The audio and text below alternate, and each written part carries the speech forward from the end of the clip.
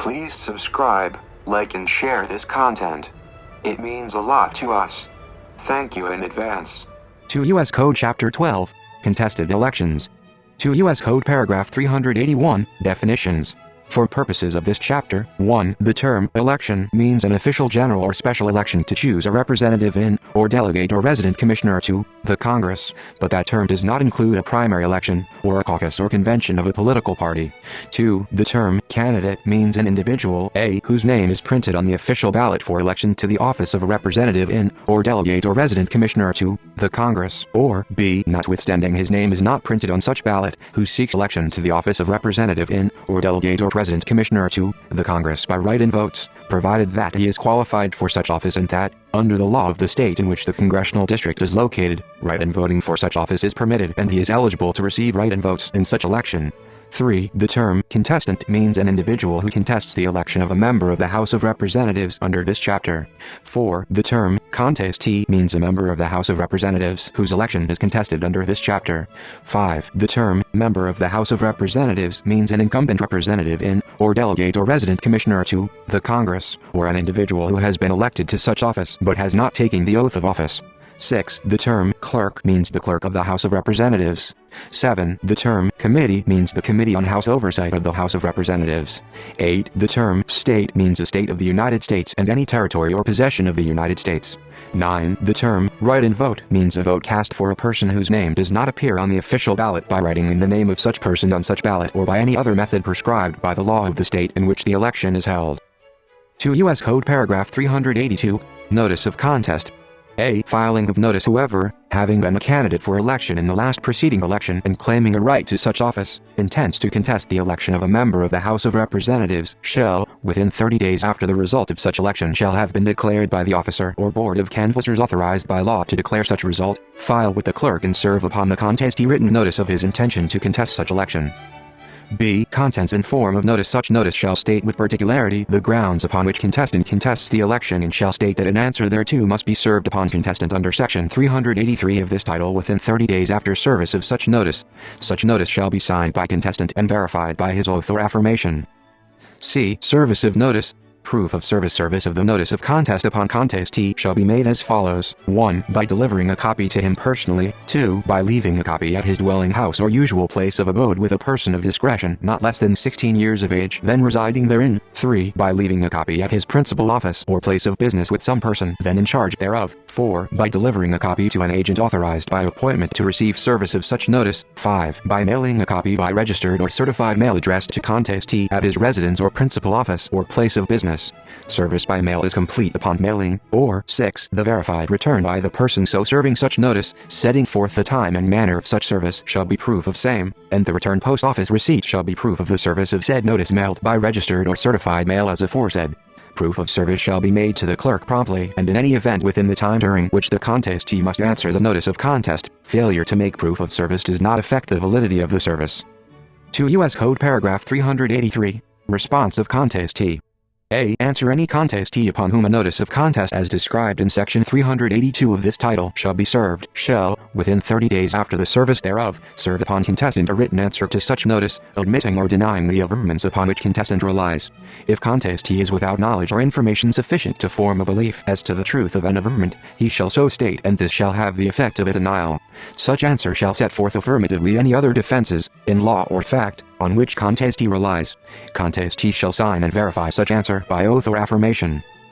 B. Defenses by motion prior to answer. At the option of contestee, the following defenses may be made by motion served upon contestant prior to contestee's answer. 1. Insufficiency of service of notice of contest. 2. Lack of standing of contestant. 3. Failure of notice of contest to state grounds sufficient to change result of election. 4. Failure of contestant to claim right to contestee's seat. C. Motion for more definite statement. If a notice of contest to which an answer is required is so vague or ambiguous that the contestee cannot reasonably be required to frame a responsive answer, he may move for a more definite statement before interposing his answer. The motion shall point out the defects complained of and the details desired. If the motion is granted and the order of the committee is not obeyed within 10 days after notice of the order or within such other time as the committee may fix, the committee may dismiss the action, or make such order as it deems just.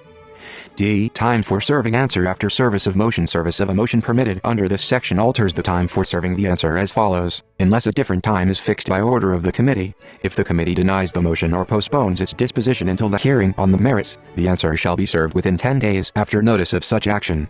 If the committee grants a motion for a more definite statement, the answer shall be served within 10 days after service of the more definite statement. 2 U.S. Code Paragraph 384, Service and filing of papers other than notice of contest. A. Modes of service. Except for the notice of contest, every paper required to be served shall be served upon the attorney representing the party, or, if he is not represented by an attorney, upon the party himself. Service upon the attorney or upon a party shall be made, 1. By delivering a copy to him personally, 2. By leaving it at his principal office with some person then in charge thereof, or if the office is closed or the person to be served has no office, leaving it at his dwelling house or usual place of abode with a person of discretion not less than 16 years of age then residing therein, or 3. By mailing it addressed to the person to be served at his residence or principal office. Service by mail is complete upon mailing. B. Filing of papers with clerk. All papers subsequent to the notice of contest required to be served upon the opposing party shall be filed with the clerk either before service or within a reasonable time thereafter. C. Proof of service. Papers filed subsequent to the notice of contest shall be accompanied by proof of service showing the time and manner of service, made by affidavit of the person making service or by certificate of an attorney representing the party on whose behalf service is made. Failure to make proof of service does not affect the validity of such service. 2 U.S. Code Paragraph 385, Default of contestee. The failure of contestee to answer the notice of contest or to otherwise defend as provided by this chapter shall not be deemed an admission of the truth of the averments in the notice of contest. Notwithstanding such failure, the burden is upon contestant to prove that the election results entitle him to contestee's seat. 2 U.S. Code Paragraph 386, Deposition. A. Oral examination. Either party may take the testimony of any person, including the opposing party, by deposition upon oral examination for the purpose of discovery or for use as evidence in the contested election case, or for both purposes. Depositions shall be taken only within the time for the taking of testimony prescribed in this section. B. Scope of examination. Witnesses may be examined regarding any matter, not privileged, which is relevant to the subject matter involved in the pending contested election case, whether it relates to the claim or defense of the examining party or the claim or defense of the opposing party, including the existence, description, nature, custody, condition and location of any books, papers, documents, or other tangible things and the identity and location of persons having knowledge of relevant facts. After the examining party has examined the witness, the opposing party may cross-examine. C. Order and time of taking testimony. The order in which the parties may take testimony shall be as follows. 1. Contestant may take testimony within 30 days after service of the answer, or, if no answer is served within the time provided in Section 383 of this title, within 30 days after the time for answer has expired. 2. Contestee may take testimony within 30 days after contestant's time for taking testimony has expired. 3. If contestee has taken any testimony or has filed testimonial affidavits or stipulations under Section 387C of this title, contestant may take rebuttal testimony within 10 days after contestee's time for taking testimony has expired. D. Officer before whom testimony may be taken. Testimony shall be taken before an officer authorized to administer oaths by the laws of the United States or of the place where the examination is held.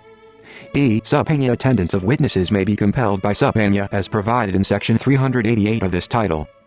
F. Taking of testimony by party or his agent. At the taking of testimony, a party may appear and act in person, or by his agent or attorney. G. Conduct of examination, recordation of testimony, notation of objections, interrogatories. The officer before whom testimony is to be taken shall put the witness under oath and shall personally, or by someone acting under his direction and in his presence, record the testimony of the witness. The testimony shall be taken stenographically and transcribed. All objections made at the time of examination to the qualifications of the officer taking the deposition, or to the manner of taking it, or to the evidence presented, or the conduct of any party, and any other objection to the proceedings, shall be noted by the officer upon the deposition. Evidence objected to shall be taken subject to the objections. In lieu of participating in the oral examination, a party served with a notice of deposition may transmit written interrogatories to the officer, who shall propound them to the witness and record the answers verbatim. H. Examination of deposition by witness, signature of witness or officer, use of deposition. When the testimony is fully transcribed, the deposition shall be submitted to the witness for examination and shall be read to or by him, unless such examination and reading are waived by the witness and the parties. Any changes in the form or substance which the witness desires to make shall be answered upon the deposition by the officer with a statement of the reasons given by the witness for making them. The deposition shall be signed by the witness, unless the parties by stipulation waive the signing or the witness is ill or cannot be found or refuses to sign. If the deposition is not signed by the witness, the officer shall sign it a note on the deposition, the fact of the waiver or of the illness or the absence of the witness or the fact of refusal to sign together with the reason, if any, given therefor, and the deposition may then be used as fully as though signed, unless on a motion to suppress, the committee rules that the reasons given for the refusal to sign require rejection of the deposition in whole or in part. 2 U.S. Code Paragraph 387, Notice of Depositions. A. Time for service. Form a party desiring to take the deposition of any person upon oral examination shall serve written notice on the opposing party not later than 2 days before the date of the examination. The notice shall state the time and place for taking the deposition and the name and address of each person to be examined. A copy of such notice, together with proof of such service thereof, shall be attached to the deposition when it is filed with the clerk. B. Testimony by stipulation. By written stipulation of the parties, the deposition of a witness may be taken without notice. A copy of such stipulation shall be attached to the deposition when it is filed with the clerk. C. Testimony by affidavit. Time for filing by written stipulation of the parties. The testimony of any witness of either party may be filed in the form of an affidavit by such witness, or the parties may agree what a particular witness would testify to if his deposition were taken. Such testimonial affidavits or stipulations shall be filed within the time limits prescribed for the taking of testimony in Section 386 of this title. 2 U.S. Code Paragraph 388, Subpena for attendance at deposition. A. Issuance upon application of any party, a subpoena for attendance at a deposition shall be issued by 1. A judge or clerk of the United States District Court for the district in which the place of examination is located, 2. A judge or clerk of any court of record of the state in which the place of examination is located, or 3. A judge or clerk of any court of record of the county in which the place of examination is located. B. Time, method, and proof of service of the subpoena shall be made upon the witness no later than 3 days before the day on which his attendance is directed. A subpoena may be served by any person who is not a party to the contested election case and is not less than 18 years of age. Service of a subpoena upon a person named therein shall be made by delivering a copy thereof to such person and by tendering to him the fee for 1 day's attendance and the mileage allowed by Section 389 of this title. Written proof of service shall be made under oath by the person making same and shall be filed with the clerk. C. Place of examination. A witness may be required to attend an examination only in the county wherein he resides or is employed, or transacts his business in person, or is served with a subpoena, or within 40 miles of the place of service. D. Form. Every subpoena shall state the name and title of the officer issuing same and the title of the contested election case, and shall command each person to whom it is directed to attend and give testimony at a time and place and before an officer specified therein.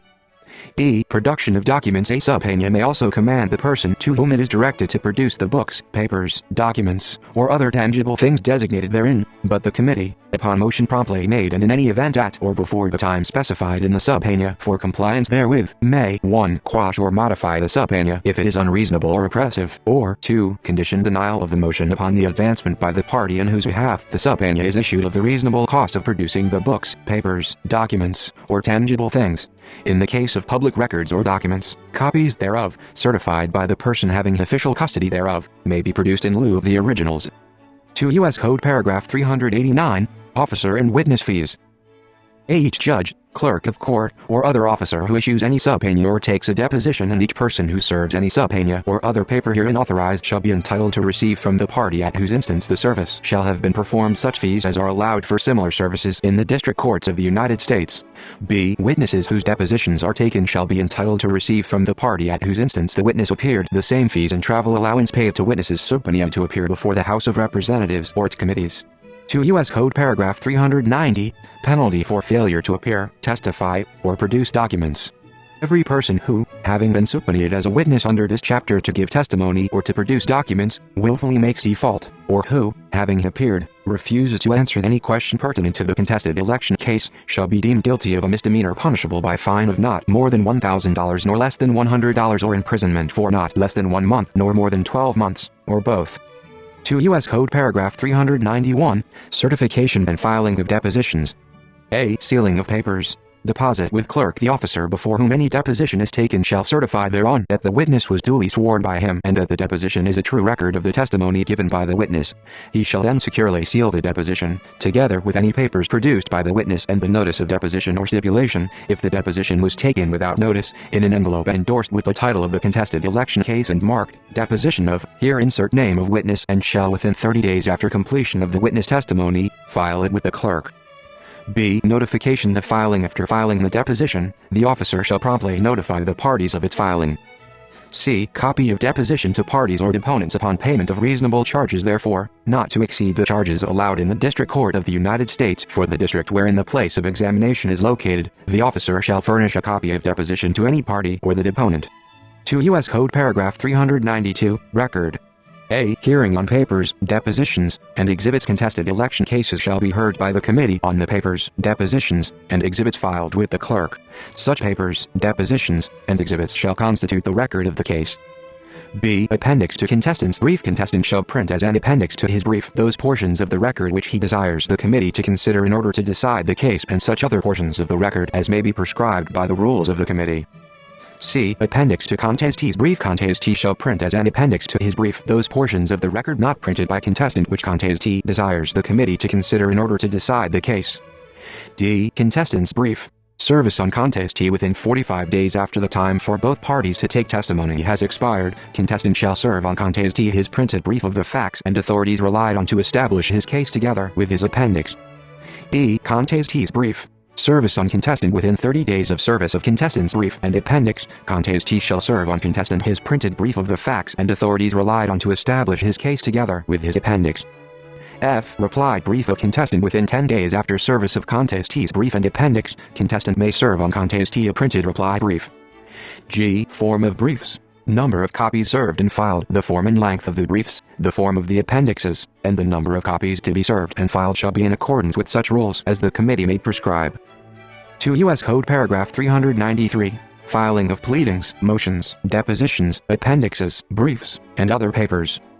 A. Filings of pleadings, motions, depositions, appendixes, briefs, and other papers shall be accomplished by 1. Delivering a copy thereof to the Clerk of the House of Representatives at his office in Washington, District of Columbia, or to a member of his staff at such office, or 2. Mailing a copy thereof, by registered or certified mail, addressed to the Clerk at the House of Representatives, Washington, District of Columbia, provided that if such copy is not actually received, another copy shall be filed within a reasonable time, and 3. Delivering or mailing, simultaneously with the delivery or mailing of a copy thereof under paragraphs 1 and 2 of this subsection, such additional copies as the committee may by rule prescribe. B. All papers filed with the clerk pursuant to this chapter shall be promptly transmitted by him to the committee. 2 U.S. Code Paragraph 394. Computation of time. A. Method of computing time. In computing any period of time prescribed or allowed by this chapter or by the rules or any order of the committee, the day of the act, event, or default after which the designated period of time begins to run shall not be included. The last day of the period so computed shall be included, unless it is a Saturday, a Sunday, or a legal holiday, in which event the period shall run until the end of the next day, which is neither a Saturday, a Sunday, nor a legal holiday. When the period of time prescribed or allowed is less than 7 days, intermediate Saturdays, Sundays, and legal holidays shall be excluded in the computation. For the purposes of this chapter, legal holiday shall mean New Year's Day, Washington's birthday, Memorial Day, Independence Day, Labor Day, Veterans Day, Thanksgiving Day, Christmas Day, and any other day appointed as a holiday by the President or the Congress of the United States. B. Service by mail. Whenever a party has the right or is required to do some act or take some proceeding within a prescribed period after the service of a pleading, motion, notice, brief, or other paper upon him, which is served upon him by mail, 3 days shall be added to the prescribed period.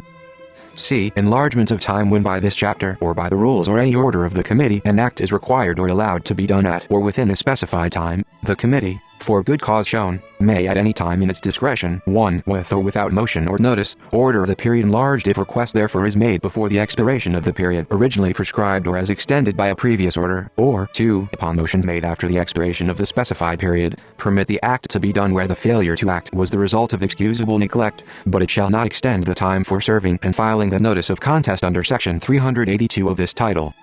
2 U.S. Code Paragraph 395. Death of contestant. In the event of the death of the contested election case shall abate. 2 U.S. Code Paragraph 396. Allowance of parties' expenses. The committee may allow any party reimbursement from the applicable accounts of the House of Representatives of his reasonable expenses of the contested election case, including reasonable attorney's fees, upon the verified application of such party accompanied by a complete and detailed account of his expenses in supporting vouchers and receipts.